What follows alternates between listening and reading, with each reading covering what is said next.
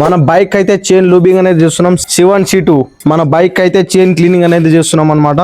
And ఒక dirty cloth తీసుకున్నా and ఒక మంచి క్లాత్ తీసుకున్నా, దాంతోపాటు బ్రష్ కూడా తీసుకున్నాం అనమాట. మనం మెయిన్లీ చైన్ లూబింగ్ క్లీనింగ్ చేయాలంటే ఫస్ట్ ఇదైతే తీసేయాలన్నమాట. ఫస్ట్ దీన్ని అయితే తీసేద్దాం. ఎట్లా స్ప్రే చేయాలి, ఎట్లా యూజ్ చేయాలి, నా బైక్కే కాదు KTMకే కాకుండా పల్సర్ 150 NS కానీ ప్రతి దానికి చైన్ లూబింగ్ అనేది ఇదే విధంగా చేసుకోవాలి. యమహా R15 అవన్నీ వెహికల్స్కి ఇదే విధంగా చైన్ లూబింగ్ అనేది చేసుకోవాలన్నమాట. సో ఫస్ట్ అయితే దీన్ని రిమూవ్ చేద్దాం. సో దీన్ని రిమూవ్ చేయడానికి మన దగ్గర అయితే కొన్ని ఎల్లంగిలు మరియు కొన్ని పానాలు అయితే ఉన్నాయన్నమాట. వాటితో దీన్ని అయితే రిమూవ్ చేసేద్దాం. సో గైస్ బోల్ట్స్ అయితే రిమూవ్ చేసేసాం మనం. సో దీన్ని అయితే రిమూవ్ అయితే చేసుకున్నాం అనమాట. సో చూడండి డర్టీ ఉంది ఇది కూడా. సో చైన్ అయితే చూడండి గైస్, ఇది మన చైన్ అనమాట.